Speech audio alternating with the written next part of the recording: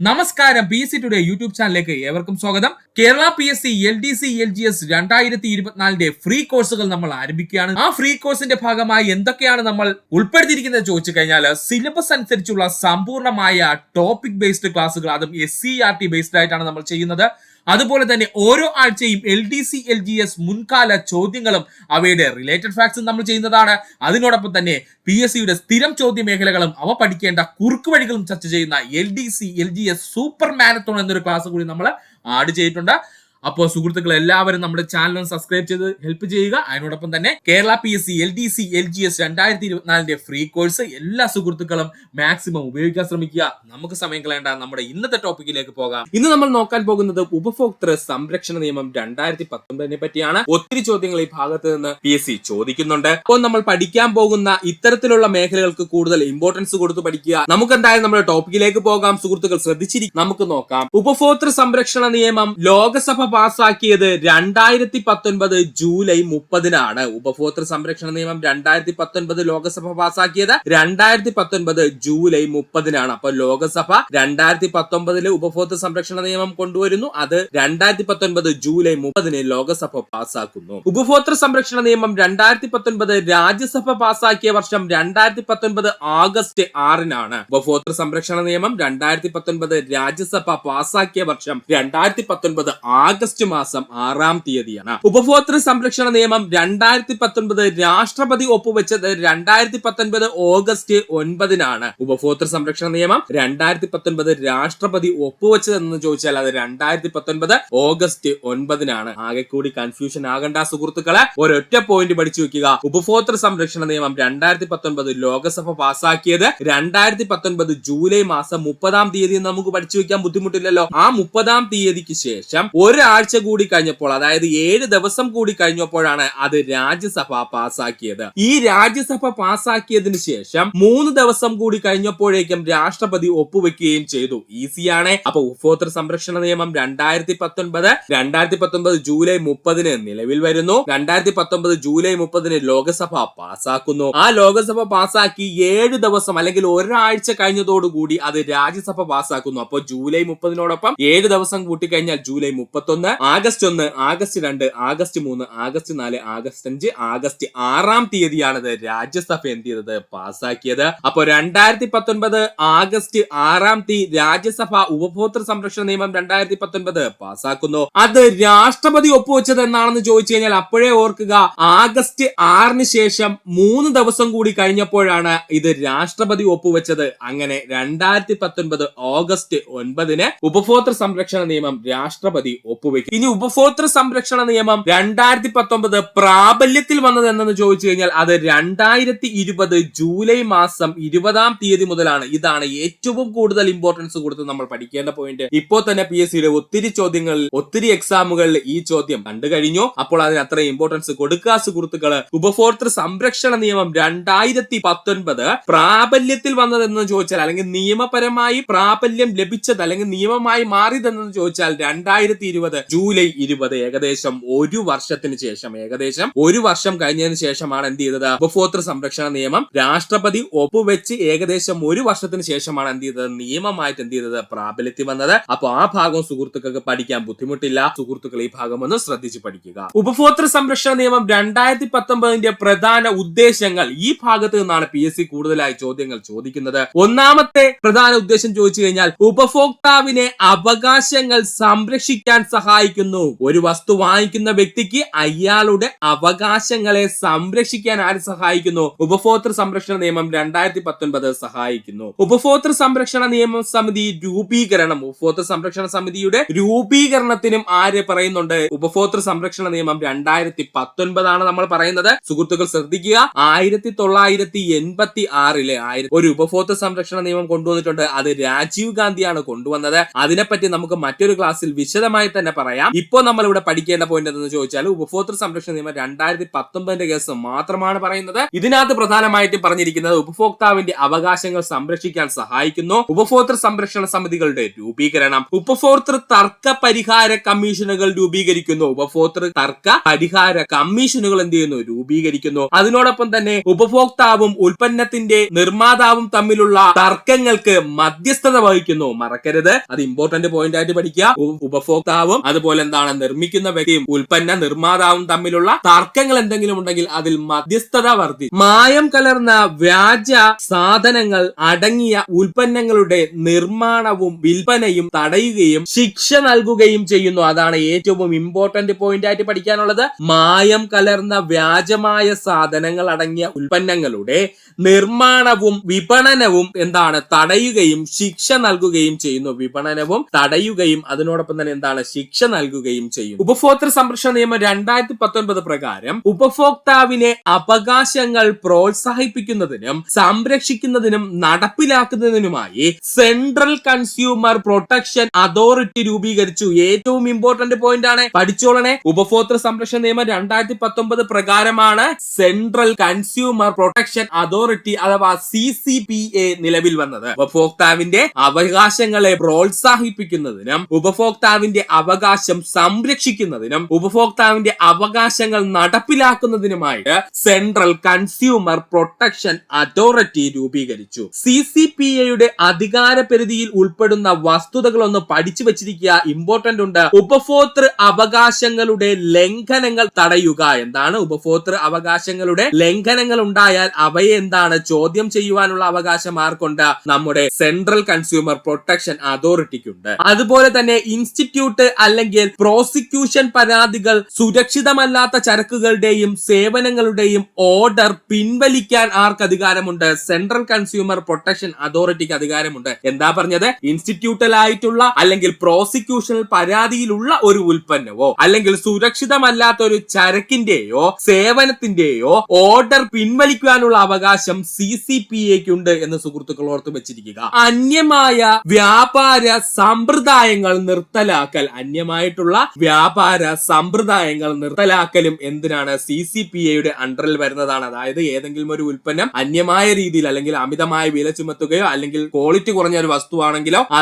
അതിന്റെ വ്യാപാരം തന്നെ എന്താണ് നിർത്തലാക്കാൻ ആർക്ക് അധികാരമുണ്ട്? CCPAക്ക് അധികാരമുണ്ട്. തെറ്റിദ്ധരിപ്പിക്കുന്ന പരസ്യങ്ങൾ എന്നിവയുടെ അന്വേഷണം, ഇതിനാണ് ഇമ്പോർട്ടൻസ് കൊടുത്ത് പഠിക്കേണ്ടത്. ഏകദേശം 5ൽ കൂടുതൽ തവണ PSCയുടെ ചോദ്യങ്ങളിൽ കണ്ടിരുന്നു. തെറ്റിദ്ധരിപ്പിക്കുന്ന പരസ്യങ്ങളുടെ അന്വേഷണവും അതുപോലെ തന്നെ തെറ്റിദ്ധരിപ്പിക്കുന്ന പരസ്യങ്ങളുടെ നിർമ്മാതാക്കൾ, അംഗീകാരം നൽകുന്നവർ, പ്രസാധകന്മാർ എന്നിവർക്കെതിരെ CCPA പിഴ ചുമത്തും. ഈ CCPAയുടെ ഈ ഒരു നിയമത്തിനുള്ളിലാണ് പ്രധാനമായിട്ടും ഈ പരസ്യങ്ങളുടെ നിർമ്മാതാക്കൾ അല്ലെങ്കിൽ പരസ്യങ്ങളിൽ അഭിനയിക്കുന്ന അഭിനേതാക്കൾക്കൊക്കെ പിഴ വരുന്നത് എവിടെ നിന്നെന്ന് ചോദിച്ചാൽ ഈ ഒരു ഭാഗത്ത് നിന്നാണ്. അത് സുഹൃത്തുക്കൾ ഓർക്കുക. തെറ്റിദ്ധരിപ്പിക്കുന്ന പരസ്യങ്ങളുടെ നിർമ്മാതാക്കള്, അതിന് അംഗീകാരം നൽകുന്ന വ്യക്തികളുണ്ടെങ്കിൽ അവർക്ക്, ഇതിന്റെ പ്രസാധകന്മാർ അല്ലെങ്കിൽ ഇങ്ങനെ അഭിനയിക്കുന്ന വ്യക്തികളുണ്ടെങ്കിൽ അവർക്കെതിരെയും എന്ത് ചെയ്യുന്നു? CCPA പിഴ ചുമത്തുന്നു. ഓർക്കുക, ഒന്നുകൂടി സിമ്പിൾ ആയിട്ട് പറഞ്ഞു തരാം. ഉപഭോക്താവിന്റെ അവകാശങ്ങൾ പ്രോത്സാഹിപ്പിക്കുന്നതിനും സംരക്ഷിക്കുന്നതിനും വേണ്ടി ഉപഭോക്തൃ സംരക്ഷണ നിയമം 2019 പ്രകാരം നിലവിൽ വന്നതാണ്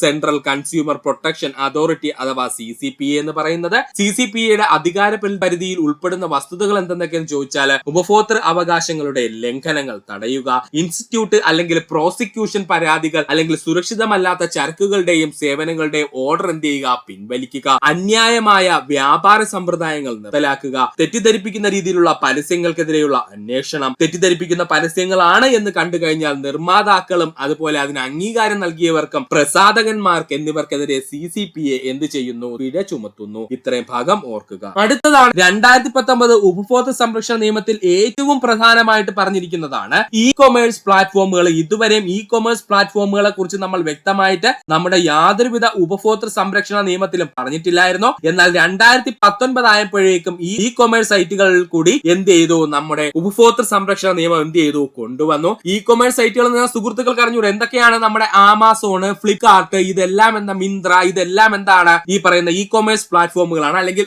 ഓൺലൈൻ പ്ലാറ്റ്ഫോമുകളാണ്. ഇത്തരം ഓൺലൈൻ പർച്ചേസിംഗ് പ്ലാറ്റ്ഫോമുകൾ ഇത്രയും നാള് യാതൊരുവിധ നിയമത്തിന്റെ അണ്ടറിലല്ലായിരുന്നു പ്രവർത്തിച്ചുകൊണ്ടിരുന്നത് അല്ലെങ്കിൽ ഉപഭോക്തൃ സംരക്ഷണ നിയമത്തിന്റെ അണ്ടറിൽ വന്നിട്ടില്ലായിരുന്നു. 2019 ഉപഭോക്തൃ സംരക്ഷണ നിയമത്തിൽ നമ്മൾ എന്ത് ചെയ്തു? ഇ കൊമേഴ്സ് പ്ലാറ്റ്ഫോമിനെയും കൂടെ എന്ത് ചെയ്തു? ആഡ് ചെയ്തു. ഇ കൊമേഴ്സ് പ്ലാറ്റ്ഫോമുകൾ നടത്തുന്ന അന്യായ വ്യാപാരം തടയുന്നതിനുള്ള നിയമങ്ങൾ ഉപഭോക്തൃ സംരക്ഷണ നിയമം 2019 ഉൾക്കൊള്ളിച്ചിരിക്കുന്നു. മനസ്സിലായോ സുഹൃത്തുക്കൾക്ക്? അപ്പൊ ഇത്രയും നാൾ നമ്മള് ഇ കൊമേഴ്സ് പ്ലാറ്റ്ഫോമുകളിൽ എന്തെങ്കിലുമൊക്കെ നമുക്ക് പ്രശ്നങ്ങൾ ഉണ്ടായി കഴിഞ്ഞാൽ നിയമപരമായിട്ട് പോകാൻ നമുക്ക് ബുദ്ധിമുട്ടുണ്ടായിരുന്നു. അങ്ങനെ 2019 എന്ത് ചെയ്തു? നമ്മുടെ ഉപഭോക്തൃ സംരക്ഷണ നിയമം 2019 പുറത്തിറങ്ങിയതോടുകൂടി അതിനകത്ത് എന്ത് ചെയ്തു? ഇ കൊമേഴ്സ് പ്ലാറ്റ്ഫോം ആയിട്ടുള്ള ഈ പറയുന്ന ഫ്ലിപ്കാർട്ടിനെയും മിന്ത്രേനെയും അതുപോലെ തന്നെ ആമസോണിലെയും ഒക്കെ നമ്മൾ എന്ത് ചെയ്തു? ആഡ് ചെയ്തു. ഉപഭോക്തൃ സംരക്ഷണ നിയമം 2019 പ്രകാരം എല്ലാ ഇ കൊമേഴ്സ് സ്ഥാപനവും return, refund, exchange, warranty, guarantee, delivery, shipment, ഉത്ഭവ രാജ്യം, പർച്ചേസ് സ്റ്റേറ്റ് എന്നിവ ഉൾപ്പെടുന്ന വിവരങ്ങൾ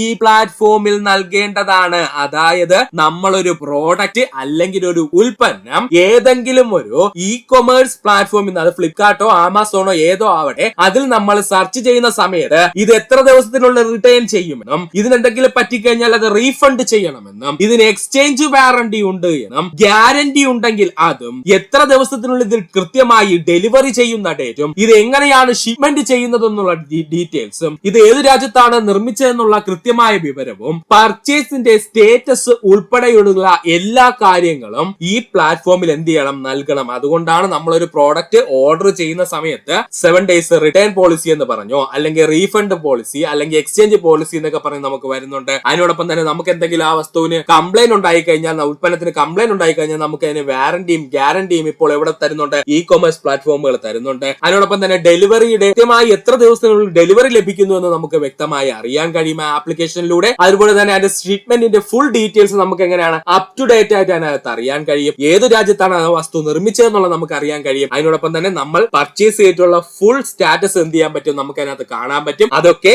എങ്ങനെയാണ് നടന്നതെന്ന് ചോദിച്ചാൽ നമ്മുടെ ഉപഭോക്തൃ സംരക്ഷണ നിയമം 2019 ഇ കൊമേഴ്സ് പ്ലാറ്റ്ഫോമുകൾ ആഡ് ചെയ്തതിന് ശേഷമാണ് ഇതെല്ലാം നമുക്ക് വ്യക്തമായിട്ട് കമ്പനികൾ കാണിച്ചു തുടങ്ങിയത്. ഇ കൊമേഴ്സ് പ്ലാറ്റ്ഫോമുകൾ ഏതെങ്കിലും ഉപഭോക്തൃ പരാതിയുടെ രസീത് 48 മണിക്കൂറിനുള്ളിൽ അംഗീകരിക്കുകയും ലഭിച്ച തീയതി മുതൽ 1 മാസത്തിനുള്ളിൽ പരാതി പരിഹരിക്കുകയും വേണം. ഇതാടെ സുഹൃത്തുക്കളെ നമ്മൾ എല്ലാവരും അറിഞ്ഞിരിക്കേണ്ട പോയിന്റ് ആണ്. ഇ കൊമേഴ്സ് പ്ലാറ്റ്ഫോമിൽ നിന്ന് നമ്മൾ എന്തെങ്കിലും ഒരു പ്രോഡക്റ്റ് അല്ലെങ്കിൽ ഒരു ഉൽപ്പന്നം വാങ്ങിച്ചു കഴിഞ്ഞാൽ അതിനെന്തെങ്കിലും പ്രശ്നമുണ്ടെങ്കിൽ ഉപഭോക്താവിന്റെ പരാതി 48 മണിക്കൂറിനുള്ളിൽ ആ ഇ കൊമേഴ്സ് പ്ലാറ്റ്ഫോം എന്ത് ചെയ്യിക്കണം? അംഗീകരിച്ചിരിക്കണം. ഇനി അത് എന്നാണോ ആ പരാതി ലഭിച്ചത്, ആ പരാതി ലഭിച്ചതിൽ നിന്നും 1 മാസത്തിനുള്ളിൽ ആ പരാതിക്ക് പരിഹാരം കാണുകയും ചെയ്യണം. ആ പരാതിന്മേൽ എന്ത് ചെയ്യണം? പരിഹാരം കാണുകയും ചെയ്യണം. ആരാണ്? E commerce platform. ഇല്ലെന്നുണ്ടെങ്കിൽ നമുക്ക് എന്ത് ചെയ്യാൻ കഴിയും? ആ ഇ കൊമേഴ്സ് പ്ലാറ്റ്ഫോമിനെതിരെ നമുക്ക് ഉപഭോക്തൃ സംരക്ഷണ നിയമപ്രകാരം കേസ് കൊടുക്കാൻ കഴിയും. ഇത്രയും ഭാഗം വ്യക്തമായിട്ട് പഠിക്കുക.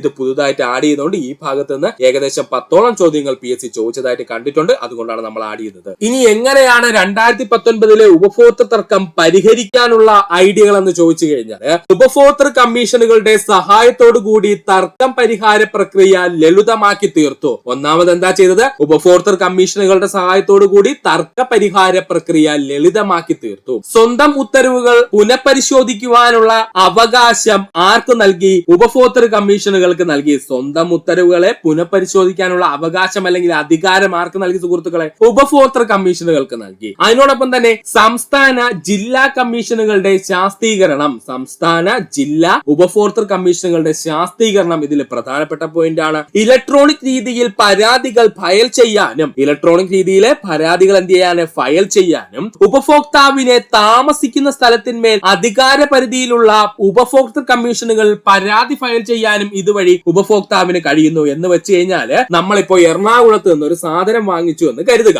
ആ വ്യക്തി താമസിക്കുന്നത് തിരുവനന്തപുരം ജില്ലയിലാണെങ്കിൽ ആ വ്യക്തിക്ക് എറണാകുളത്ത് പോയിട്ട് ഉപഭോക്തൃ കമ്മീഷനിൽ പരാതി കൊടുക്കേണ്ട കാര്യമില്ല. എന്തെങ്കിലും പരാതി ഉണ്ടെങ്കിൽ അത് തിരുവനന്തപുരത്തുള്ള അല്ലെങ്കിൽ സ്വന്തം നാട്ടിനടുത്തുള്ള ഉപഭോക്തൃ കമ്മീഷനിൽ പരാതി നൽകിയാൽ മതി. ഇതാണ് അവിടെ ഉദ്ദേശിച്ചിരിക്കുന്നത് കേട്ടോ, വേറൊന്നുമില്ല. അപ്പൊ സ്വന്തം ഉത്തരവുകൾ പുനഃപരിശോധിക്കുവാനുള്ള കഴിവ് ആർക്ക് നൽകി? ഉപഭോക്തൃ കമ്മീഷൻ ആ അധികാരം അങ്ങ് നൽകി. അതിനോടൊപ്പം തന്നെ സംസ്ഥാന ജില്ലാ കമ്മീഷനുകളുടെ ശാസ്ത്രീകരണം ഏറ്റവും ഇമ്പോർട്ടന്റ് പോയിന്റ് ആണ്. 2019 ഉപഭോക്തൃ നിയമപ്രകാരം ഇമ്പോർട്ടന്റ് പോയിന്റ് ആണ്. അതുപോലെ തന്നെ ഇലക്ട്രോണിക് രീതിയിൽ പരാതികൾ സ്വീകരിക്കാനും അത് ഫയൽ ചെയ്യുവാനും എന്ത് ചെയ്തു? കഴിയുന്നു. അതിനോടൊപ്പം തന്നെ ഉപഭോക്താവിന്റെ താമസ സ്ഥലത്തിനുമേൽ അധികാര പരിധിയുള്ള ഉപഭോക്തൃ കമ്മീഷനിൽ തന്നെ ഡയറക്റ്റ് ചെന്ന് എന്ത് ചെയ്യാം? പരാതി നൽകാം. അപ്പൊ നമ്മൾ ഇന്ത്യയിൽ എവിടെ നിന്നൊരു പ്രോഡക്റ്റ് വാങ്ങിച്ചു കഴിഞ്ഞാൽ, ഒരു വസ്തു വാങ്ങിച്ചു കഴിഞ്ഞാൽ അതിൽ എന്തെങ്കിലും തർക്കമുണ്ടെങ്കിൽ നമ്മുടെ നാട്ടിനടുത്തുള്ള ഉപഭോക്തൃ കമ്മീഷനിൽ നമുക്ക് പോയിട്ട് പരാതിപ്പെടാവുന്നതാണ്. ഇങ്ങനെ പരാതിപ്പെട്ട് കഴിഞ്ഞാൽ 20 ദിവസത്തെ നിശ്ചിത കാലയളവിനുള്ളിൽ സ്വീകാര്യത സംബന്ധിച്ച ചോദ്യം തീർപ്പാക്കി ഇല്ലെങ്കിൽ പരാതികൾ കേൾക്കുന്നതിനും സ്വീകരിക്കുന്നതിനുമായി വീഡിയോ കോൺഫറൻസിംഗ് നടത്തുന്നു. അതായത് ഒരു പക്ഷേ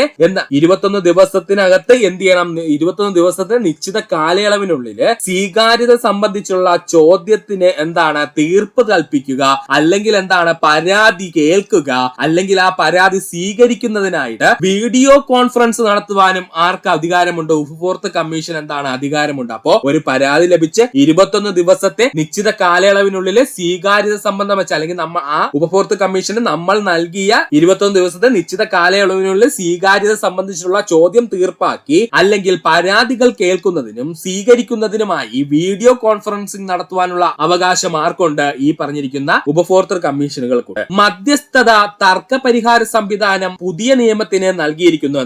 ഒരു തർക്കം പരിഹരിക്കാനായിട്ട് മധ്യസ്ഥത നിൽക്കാനായിട്ട് ആരാണ്? ഉപഭോക്തൃ കമ്മീഷനെ ആര് അനുവദിക്കുന്നുണ്ട്? ഈ പറഞ്ഞിരിക്കുന്ന നിയമം 2019 ഉപഭോക്തൃ സംരക്ഷണ നിയമം എന്ത് ചെയ്യുന്നു? പറഞ്ഞിരിക്കുന്നു. അതൊന്ന് ഓർത്ത് വെച്ചിരിക്കുക. മധ്യസ്ഥത നിൽക്കുവാനുള്ള അധികാരം ഉപഭോക്തൃ കമ്മീഷനുകൾക്ക് നൽകിക്കൊണ്ടാണ് 2019 ഉപഭോക്തൃ സംരക്ഷണ നിയമം നിലവിൽ വന്നതെന്ന് ഓർക്കുക. അതിനോടൊപ്പം തന്നെയാണ് വിധി നിർണയ പ്രക്രിയ വളരെ ലളിതമാക്കുന്നതിന് ഇത് കാരണമാകുന്നു. വിധി നിർണയ പ്രക്രിയ വളരെ ലളിതമാക്കുന്നതിനും ഇത് എന്ത് ചെയ്യുന്നു? കാരണമാകുന്നു. ഇത്രയും ഭാഗം ഓർത്തു വെച്ചിരിക്കുക. ഉപഭോക്തൃ സംരക്ഷണ നിയമം 2019 പ്രകാരം ലഭിക്കുന്ന പിഴകളാണ് നമ്മൾ ഇനി പറയാൻ പോകുന്നത്. ഉപഭോക്തൃ സംരക്ഷണ നിയമം 1986 ഓൾറെഡി ഉണ്ട്. അതിനെക്കുറിച്ച് നമ്മൾ ഇവിടെ ഒന്നും പറയുന്നില്ല. ഇവിടെ നമ്മൾ പറയുന്നത് ഉപഭോക്തൃ സംരക്ഷണ നിയമം 2019 പ്രകാരമുള്ള പിഴകളാണ്. മായം കലർന്ന വ്യാജ വസ്തുക്കളുടെ നിർമ്മാണം, വിൽപ്പന എന്നിവ കണ്ടെത്തിയാൽ ശിക്ഷിക്കാൻ കോടതിയെ ഈ നിയമം വ്യവസ്ഥ ചെയ്യുന്നു. അതായത് 2019 ഉപഭോക്തൃ സംരക്ഷണ നിയമപ്രകാരം മായം കലർന്ന വ്യാജ വസ്തുക്കൾ നിർമ്മിക്കുകയോ വിൽക്കുകയോ ചെയ്തു കഴിഞ്ഞാൽ അവരെ ശിക്ഷിക്കാനായിട്ട് കോടതിയെ ഈ നിയമം എന്ത് ചെയ്യുന്നു? വ്യവസ്ഥ ചെയ്യുന്നു. മേൽപ്പറഞ്ഞ കുറ്റം തെളിയിക്കപ്പെട്ടാൽ 2 വർഷത്തേക്ക് ആ വ്യക്തി നൽകിയിട്ടുള്ള ഏതെങ്കിലും ലൈസൻസ് കോടതിക്ക് സസ്പെൻഡ് ചെയ്യുവാൻ കഴിയുന്നു. ഇങ്ങനെ ഒരു കുറ്റം കണ്ടെത്തി എന്ന് കോടതിക്ക് മനസ്സിലായി കഴിഞ്ഞാൽ, അല്ലെങ്കിൽ ഉപഭോക്തൃ സംരക്ഷണ നിയമപ്രകാരം കോടതിക്ക് എന്തു ചെയ്യാൻ കഴിയും? ആ വ്യക്തിയുടെ മേലുള്ള ഏതെങ്കിലും ഒരു ലൈസൻസ് എന്ത് ചെയ്യാൻ കഴിയും? സസ്പെൻഡ് ചെയ്യാൻ കഴിയും. തുടർന്ന് ആ വ്യക്തി മേൽപ്പറഞ്ഞ കുറ്റം വീണ്ടും ആവർത്തിച്ചാൽ ആ വ്യക്തിക്ക് നൽകിയിട്ടുള്ള ലൈസൻസ് റദ്ദു ചെയ്യുവാനും കോടതിക്ക് കഴിയും. ഇതെല്ലാം 2019 ഉപഭോക്തൃ നിയമപ്രകാരം, ഇതെല്ലാം 2019 ഉപഭോക്തൃ സംരക്ഷണ നിയമത്തിന്റെ പ്രത്യേകതകളാണ്. ഓർക്കുക, ഒരു തവണ ഒരു തെറ്റ് ചെയ്തു കഴിഞ്ഞാൽ ആ വ്യക്തിയുടെ പേരിലുള്ള ഏതെങ്കിലും ഒരു ലൈസൻസ് കോടതിക്ക് എന്ത് ചെയ്യാൻ കഴിയും? സസ്പെൻഡ് ചെയ്യാൻ കഴിയും. തുടർന്ന് ആ വ്യക്തി മേൽപ്പറഞ്ഞ കുറ്റം വീണ്ടും ആവർത്തിച്ചു കഴിഞ്ഞാൽ ആ വ്യക്തിക്ക് നൽകിയിട്ടുള്ള ലൈസൻസ് ക്യാൻസൽ ചെയ്ത് കളയാൻ അല്ലെങ്കിൽ റദ്ദു ചെയ്ത് കളയാൻ ആർക്ക് കഴിയും? കോടതിക്ക് കഴിയും. ഉൽപ്പന്നത്തിന് ബാധ്യത എന്ന ആശയവും അവതരിപ്പിക്കപ്പെട്ടത് ഈ നിയമത്തിലാണ്. ഉൽപ്പന്നത്തിന് എപ്പോഴും എന്തുണ്ട്? ബാധ്യതയുണ്ട് എന്നെന്താണ് ആശയം അവതരിപ്പിക്കപ്പെട്ടത്? ഉപഭോക്തൃ സംരക്ഷണ നിയമം 2019 നല്ല ഇമ്പോർട്ടന്റ് ആയിട്ടുള്ള ഒരു പോയിന്റ് ആണ് കേട്ടോ. അത് പഠിച്ചു വെക്കുക. ഉൽപ്പന്നത്തിന് ബാധ്യത എന്ന ആശയം അവതരിപ്പിക്കപ്പെട്ടത് ഉപഭോക്തൃ സംരക്ഷണ നിയമം 2019 നഷ്ടപരിഹാരത്തിനായുള്ള ഏതൊരു ക്ലെയിമിനും ഉൽപ്പന്നത്തിന്റെ നിർമ്മാതാവിനെയും ഉൽപ്പന്ന സേവനദാതാവിനെയും ഉൽപ്പന്ന വിൽപ്പനക്കാരൻ എന്നിവരെ ഉൽപ്പന്ന ബാധ്യതാ പരിധിക്കുള്ളിൽ കൊണ്ടുവന്നു. അതാണ് ഏറ്റവും ഇമ്പോർട്ടന്റ് പോയിന്റ്. രണ്ടാമതായി പഠിക്കേണ്ടത്, നഷ്ടപരിഹാരത്തിന് ഒരു വ്യക്തി ക്ലെയിം ചെയ്ത് കഴിഞ്ഞാൽ ആ ഉൽപ്പന്നം നിർമ്മിച്ച വ്യക്തിയും ആ ഉൽപ്പന്നത്തിന്റെ സേവനദാതാവിനെയും ആ ഉൽപ്പന്നം വിൽപ്പനക്കാരനെയും ഉൽപ്പന്ന ബാധ്യതാ പരിധിക്കുള്ളിൽ ഒരുപോലെ കൊണ്ടുവരുന്നു. ഇതൊന്ന് ഓർത്ത് വെച്ചിരിക്കുക. ഈ ഒരു പോയിന്റ് ഇത്രയുമാണ് ഉപഭോക്തൃ സംരക്ഷണ നിയമം 2019 പ്രകാരം ലഭിക്കുന്ന പിഴകളുടെ ഭാഗമായിട്ട് നമ്മൾ പഠിക്കാനുള്ളത്. ഇനി നമുക്ക് പറയാനുള്ളതാണ് സെൻട്രൽ കൺസ്യൂമർ പ്രൊട്ടക്ഷൻ കൗൺസിൽ അല്ലെങ്കിൽ CCPC യെ കുറിച്ചാണ്. നമ്മൾ ഓൾറെഡി പറഞ്ഞു കഴിഞ്ഞു. ഒന്ന് പഠിച്ചു വെച്ചേക്കുക. PSC ഒരു തവണ ക്വസ്റ്റ്യൻ പേപ്പറിൽ കണ്ടിരുന്നു. അതുകൊണ്ട് പഠിക്കുക സുഹൃത്തുക്കൾ. 2019 സെൻട്രൽ കൺസ്യൂമർ പ്രൊട്ടക്ഷൻ കൗൺസിൽ രൂപീകൃതമായത്. സെൻട്രൽ കൺസ്യൂമർ പ്രൊട്ടക്ഷൻ കൗൺസിൽ രൂപീകൃതമായ വർഷം 2019. ആസ്ഥാനം ന്യൂഡൽഹിയാണ്. ഇതൊരു റെഗുലേറ്ററി ബോഡിയാണ്. ഇതാണ് PSC ചോദിച്ച ചോദ്യം. സെൻട്രൽ കൺസ്യൂമർ പ്രൊട്ടക്ഷൻ കൗൺസിൽ ഏതുതരം ബോഡിയാണ് എന്നാണ് ചോദിച്ചത്. ഉത്തരം എന്താണ്? ഇതൊരു റെഗുലേറ്ററി ബോഡിയാണ്. ഇതിലെ അംഗങ്ങൾ എത്രയെന്ന് ചോദിച്ചു കഴിഞ്ഞാൽ അത് 3 പേരാണ്. മൊത്തം അംഗങ്ങളുടെ എണ്ണം എത്രയാണ്? 3 പേരാണ്. ഒരു ചീഫ് കമ്മീഷണറും 2 കമ്മീഷണർമാരും. ഒരു ചീഫ് കമ്മീഷണറുണ്ട്, അതിനോടൊപ്പം തന്നെ 2 കമ്മീഷണർമാരുമുണ്ട് എന്ന് എന്ത് ചെയ്യുക? ഓർത്ത് വെച്ചിരിക്കുക. അപ്പൊ സെൻട്രൽ കൺസ്യൂമർ പ്രൊട്ടക്ഷൻ കൗൺസിലിലെ അംഗങ്ങളുടെ എണ്ണം ചോദിച്ചാൽ മൊത്തം 3, ഒരു ചീഫ് കമ്മീഷണറും ഒപ്പം 2 കമ്മീഷണർമാരുമുണ്ട് എന്നങ്ങ് ഓർത്ത് വെച്ചിരിക്കുക. കേന്ദ്ര കേന്ദ്ര ഉപഭോക്തൃകാര്യ ഭക്ഷ്യ പൊതുവിതരണ മന്ത്രാലയത്തിന് കീഴിലാണ് ഇത് പ്രവർത്തിക്കുന്നത്. ഈ ഭാഗവും നന്നായിട്ട് പഠിക്കുക. കേന്ദ്ര ഉപഭോക്തൃകാര്യ ഭക്ഷ്യ പൊതുവിതരണ മന്ത്രാലയത്തിന് കീഴിലാണ് സെൻട്രൽ കൺസ്യൂമർ പ്രൊട്ടക്ഷൻ കൗൺസിൽ എന്ത് ചെയ്തത്, നിലവിൽ വന്നത്, പ്രവർത്തിക്കുന്നത് എന്നൊന്ന് ഓർത്തു വെച്ചേക്കുക. സെൻട്രൽ കൺസ്യൂമർ പ്രൊട്ടക്ഷൻ കൗൺസില് പ്രവർത്തിക്കുന്നത് ഏതിന്റെ അണ്ടറിലാ സുഹൃത്തുക്കളെ? കേന്ദ്ര ഉപഭോക്തൃകാര്യ ഭക്ഷ്യ പൊതുവിതരണ മന്ത്രാലയത്തിന് കീഴിലാണ്. ഉപഭോക്തൃ സംരക്ഷണ നിയമം 2019 ഉപഭോക്താവിന് ലഭിക്കുന്ന പ്രയോജനങ്ങളാണ് നമ്മൾ ഇനി പഠിക്കാൻ പോകുന്നത്. ഈ ഭാഗത്ത് നിന്ന് PSC ചോദിച്ചിട്ടുണ്ട്. തെറ്റിദ്ധരിപ്പിക്കുന്ന പരസ്യങ്ങളുടെയും ഉൽപ്പന്നങ്ങളിലെ മായം ചേർക്കലും തടയുന്നതിന് സഹായിക്കുന്നു. ഇമ്പോർട്ടന്റ് പോയിന്റ് ഇതാണ് PSC ചോദിച്ചത്, അതുകൊണ്ട് ഇതിന് ഇമ്പോർട്ടൻസ് കൊടുക്കുക. ഉപഭോക്തൃ സംരക്ഷണ നിയമപ്രകാരം, ഉപഭോക്തൃ സംരക്ഷണ നിയമം 2019 പ്രകാരം ഉപഭോക്താവിന് ലഭിക്കുന്ന പ്രയോജനങ്ങൾ ചോദിച്ചു കഴിഞ്ഞാൽ തെറ്റിദ്ധരിപ്പിക്കുന്ന പരസ്യങ്ങളുടെയും ഉൽപ്പന്നങ്ങളിലെ മായം ചേർക്കലും തടയുന്നതിന് സഹായിക്കുന്നു. വികലമായ ഉൽപ്പന്നങ്ങളോ, വികലമായ എന്ന് വെച്ചാൽ ഡാമേജ്ഡ് ആയിട്ടുള്ള അല്ലെങ്കിൽ ഡിഫക്റ്റീവ് പ്രോഡക്റ്റ് നമ്മൾ പറയൂലേ, അതിനെയാണ് വികലമായത് എന്നുകൊണ്ട് ഉദ്ദേശിക്കുന്നത്. വികലമായ ഉൽപ്പന്നങ്ങളോ കുറവുള്ള സേവനങ്ങളോ നൽകുന്നതിൽ നിന്നും നിർമ്മാതാക്കളെയും സേവനദാതാക്കളെയും തടയുന്നു. വികലമായ ഉൽപ്പന്നം എക്സാമ്പിൾ ആയിട്ട് പറഞ്ഞാൽ നമ്മളൊരു വാഹനം വാങ്ങിച്ചു, ആ വാഹനത്തിന് എന്തെങ്കിലും ഡിഫക്റ്റ് ഉണ്ട് അല്ലെങ്കിൽ ഒരു കംപ്ലൈന്റ് ഉണ്ട് എന്ന് സുഹൃത്തുക്കൾ ഒന്ന് കരുതുക. അങ്ങനെ കംപ്ലൈന്റ് ഉണ്ടെന്നുണ്ടെങ്കിൽ അത് നിർമ്മിച്ചു നൽകിയ നിർമ്മാതാക്കളെയും അതുപോലെ തന്നെ അത് നമുക്ക് നൽകിയ ഏതെങ്കിലും ഒരു ഷോറൂമിൽ നിന്നായിരിക്കുമല്ലോ നമ്മളൊരു വാഹനം എടുക്കുന്നത്. അപ്പൊ അങ്ങനെ ആ ഷോറൂം നടത്തുന്ന സേവനദാതാക്കളെയും എന്താണ് ഇത്തരത്തിലുള്ള പ്രവർത്തനങ്ങളിൽ നിന്ന് തടയുന്നു. എന്താണ് ഉപഭോക്തൃ സംരക്ഷണ നിയമം 2019 ഇമ്പോർട്ടന്റ് ആണ്. വികലമായ ഉൽപ്പന്നങ്ങളോ കുറവുള്ള സേവനങ്ങളോ നൽകുന്നതിനും നിർമ്മാതാക്കളെയും സേവനദാതാക്കളെയും തടയുന്നു. ഉപഭോക്തൃ കമ്മീഷനുകളെ സമീപിക്കുന്നതിനുള്ള എളുപ്പവും ന്യായവിധി പ്രക്രിയ ലളിതമാക്കുകയും ചെയ്യുന്നു. ഉപഭോക്തൃ കമ്മീഷനുകളെ സമീപിക്കുന്നതിനുള്ള എളുപ്പവും അതിനോടൊപ്പം തന്നെ ന്യായവിധി പ്രക്രിയ എന്താണ് ലളിതമാക്കുന്നതിനും ഇത് സഹായിക്കുന്നു. മധ്യസ്ഥതയിലൂടെ കേസുകൾ നേരത്തെ തീർപ്പാക്കുന്നതിനുള്ള അവസരം ലഭിക്കുന്നു. മധ്യസ്ഥതയിലൂടെ നേരത്തെ തന്നെ കേസുകൾ തീർപ്പാക്കുന്നതിനുള്ള അവസരം എന്ത് ചെയ്യുന്നു, ലഭിക്കുന്നു. പുതിയ കാലത്തെ ഉപഭോക്തൃ പ്രശ്നങ്ങൾ ഈ നിയമത്തിനുള്ളിൽ വ്യവസ്ഥ ചെയ്യപ്പെട്ടിരിക്കുന്നു. അതാണ് നമ്മൾ നേരത്തെ പറഞ്ഞ e-commerce സൈറ്റുകളുടെ കാര്യം. പുതിയ കാലത്തെ ഉപഭോക്തൃ പ്രശ്നങ്ങളെ ഈ നിയമത്തിനുള്ളിൽ എന്ത് ചെയ്യുന്നിരിക്കുന്നു, വ്യവസ്ഥ ചെയ്തിരിക്കുന്നു. ഒന്നുകൂടി പറയാം, സുഹൃത്തുക്കൾ ശ്രദ്ധിച്ചിരിക്കുക. തെറ്റിദ്ധരിപ്പിക്കുന്ന പരസ്യങ്ങളിലും ഉൽപ്പന്നങ്ങളുടെയും മായം ചേർക്കലും തടയുന്നത് സഹായിക്കുന്നു. വികലമായ ഉൽപ്പന്നങ്ങളോ കുറവുള്ള സേവനങ്ങളോ നൽകുന്നതിൽ നിന്നും നിർമ്മാതാക്കളെയും അതിനോടൊപ്പം തന്നെ സേവനദാതാക്കളെയും തടയുന്നു. ഉപഭോക്തൃ കമ്മീഷനുകളെ സമീപിക്കുന്നതിനുള്ള എളുപ്പവും ന്യായവിധി പ്രക്രിയ ലളിതമാക്കൽ, മധ്യസ്ഥതയിലൂടെ കേസുകൾ നേരത്തെ തീർപ്പാക്കുന്നതിനുള്ള അവസരം അതിനോടൊപ്പം തന്നെ പഠിക്കേണ്ടതാണ്. പുതിയ കാലത്തെ ഉപഭോക്തൃ പ്രശ്നങ്ങൾ ഈ നിയമപ്രകാരം എന്ത് ചെയ്തിരിക്കുന്നു, വ്യവസ്ഥ ചെയ്തിരിക്കുന്നു. ഇത്രയും ഭാഗമാണ് നമുക്ക് പ്രധാനമായിട്ടും പഠിക്കാനുള്ളത്. അപ്പോൾ ഇത്രയുമായിരുന്നു നമുക്ക് ഉപഭോക്തൃ സംരക്ഷണ നിയമപ്രകാരം പഠിക്കാനുള്ളത്. ഇത്രയും നേരം ഈ വീഡിയോ കൊണ്ട് സുഹൃത്തുക്കൾ എല്ലാവർക്കും നന്ദി, നമസ്കാരം. ഈ വീഡിയോ ഇഷ്ടമായി എങ്കിൽ നിങ്ങൾ നിങ്ങളുടെ സുഹൃത്തുക്കൾ കൂടി ഒന്ന് ഷെയർ ചെയ്യുക. അതിനോടൊപ്പം തന്നെ നമ്മുടെ ചാനൽ സബ്സ്ക്രൈബ് ചെയ്ത് ഒന്ന് സഹായിക്കുക. സബ്സ്ക്രൈബ് ബട്ടനോട് ചേർന്നുള്ള ബെൽ ബട്ടൺ അമർത്തി കഴിഞ്ഞാൽ നമ്മൾ അപ്ലോഡ് ചെയ്യുന്ന വീഡിയോകൾ അപ്പോൾ തന്നെ നിങ്ങളിലെത്തുന്നതാണ്. നന്ദി, നമസ്കാരം. ഈ ചാനലിന്റെ വളർച്ച എന്ന് പറയുന്ന സുഹൃത്തുക്കളെ നിങ്ങളുടെ സബ്സ്ക്രിപ്ഷനും അതിനോടൊപ്പം തന്നെ നിങ്ങളുടെ സപ്പോർട്ടുമാണ്. ഒത്തിരി സുഹൃത്തുക്കൾ ഇപ്പോഴും സബ്സ്ക്രൈബ് ചെയ്യാതെ കാണുന്നുണ്ട്. ദയവ് ചെയ്ത് സബ്സ്ക്രൈബ് ചെയ്ത് ഈ ചാനൽ ഒന്ന് സപ്പോർട്ട് ചെയ്യുക, സഹായിക്കുക.